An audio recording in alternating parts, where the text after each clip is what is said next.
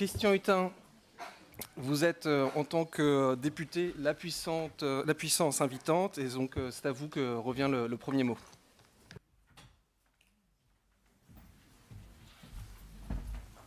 Bien, merci Corentin. Il me revient en effet de vous souhaiter la bienvenue en cette salle Victor Hugo à l'Assemblée nationale. D'abord, quelques excuses pour ceux qui n'ont pu rentrer avant 8 heures. Ici, c'est parfois un petit peu fort Chabrol, et avant 8 heures, on ne peut pas rentrer dans l'Assemblée. Vous êtes dans la salle Victor Hugo, qui est la salle habituellement de réunion du groupe majoritaire, donc c'est la salle du groupe socialiste républicain et citoyen. Et je suis très heureux, et nous sommes très heureux avec Charles Copolani de vous voir si nombreux. Quand on avait monté ce colloque, on pensait avoir 200 participants, et il y a plus de 380 inscrits, c'est donc un succès. Madame la ministre, monsieur le ministre, messieurs les parlementaires, cher Régis, cher Gaëtan, nous sommes maintenant 5 ans après le vote de votre loi, monsieur le ministre. Un certain nombre d'entre nous avaient participé au débat. Je me rappelle très bien Gaëtan qui m'apprenait mon métier de député à l'époque, Gaëtan Gors. Nous avions passé quelques nuits ensemble et nous avions, pour notre part, voté contre ce texte, pour des raisons différentes parfois. Moi, c'était assez explicable. Je suis chevènementiste et très attaché au monopole d'État. Et donc, on se posait la question tout à l'heure avec le reventerions-nous aujourd'hui ou pas? Où en sommes-nous? Et c'est l'occasion pour nous aujourd'hui de faire un point sur ce texte. 5 ans, c'est la durée qui semble légitime pour s'interroger. Il y a eu un certain nombre d'évolutions, il y a des choses sur lesquelles on doit réfléchir. Je crois qu'on a tous en tête les principaux problèmes. Le problème de santé publique, avec l'addiction et le problème des joueurs pathologiques.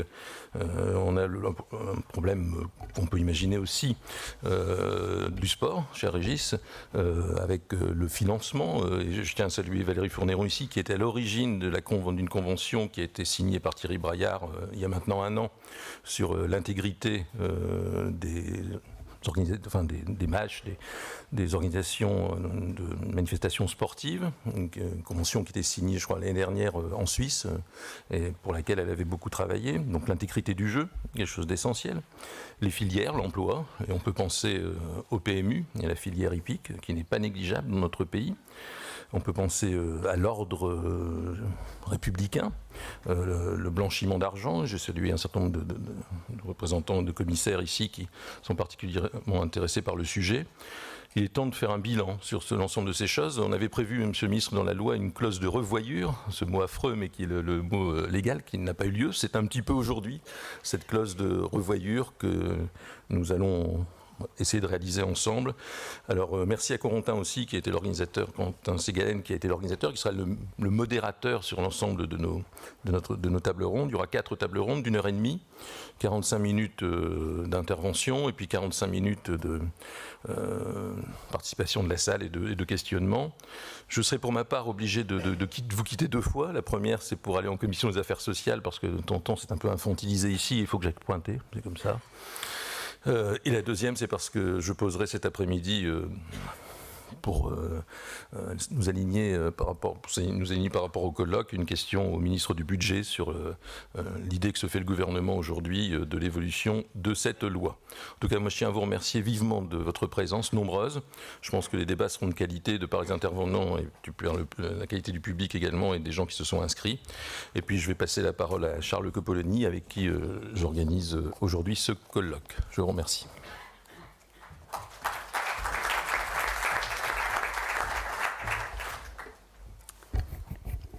Merci beaucoup, cher Christian Hutin. Je tiens à commencer cette introduction en vous remerciant très chaleureusement, monsieur le député du Nord, pour avoir accepté ma proposition d'organiser ce colloque.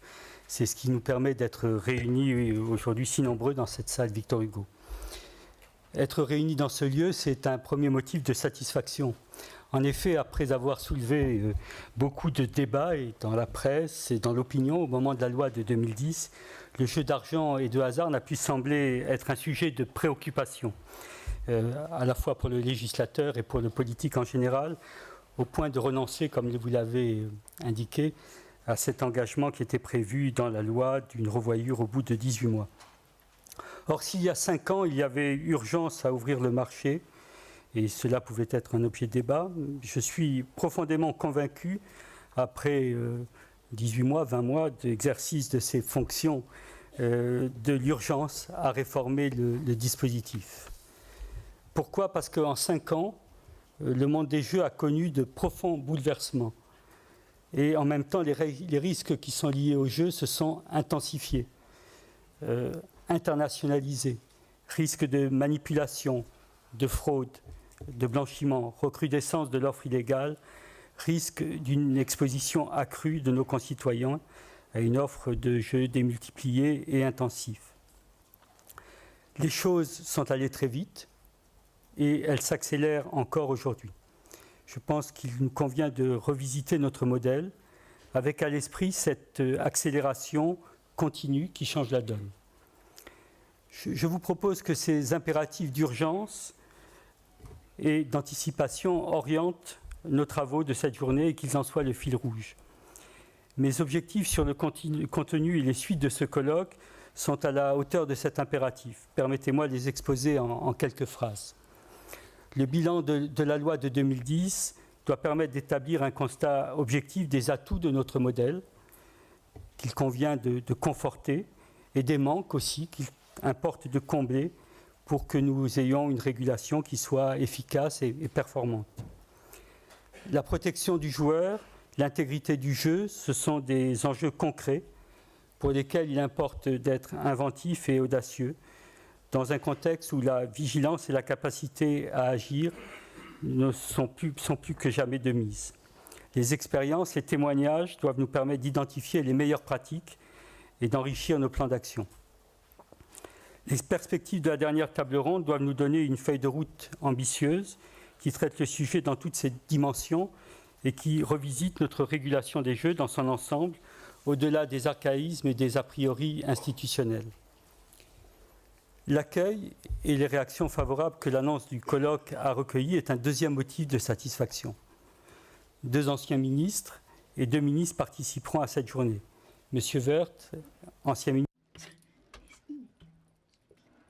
La señora Fonéran, ministra del Deporte, y los agradezco a dos vivamente. El señor Patrick Aner, ministro de la Ciudad, la Juventud y Deportes, abrirá los trabajos sobre la integridad del juego a principios de la tarde. Christian Ecker, secretario de Estado encargado de presupuesto, aceptó concluir esta jornada. Mis colegas y reguladores, socios de 11 Estados miembros y la Unión Europea, pero también fuera, porque tenemos a un representante de Australia, al que tengo el placer de acoger hoy. Estarán en el panel, en la tribuna, así como en la sala, y los saludo con mucho cariño. Y finalmente el público, del que me alegro que sea tan numeroso, público representativo de todos los agentes, representantes del sector, y también en nombre del Colegio de Argel, les doy las gracias por estar aquí, porque su presencia es importante hoy. Todo esto muestra la calidad de los trabajos de hoy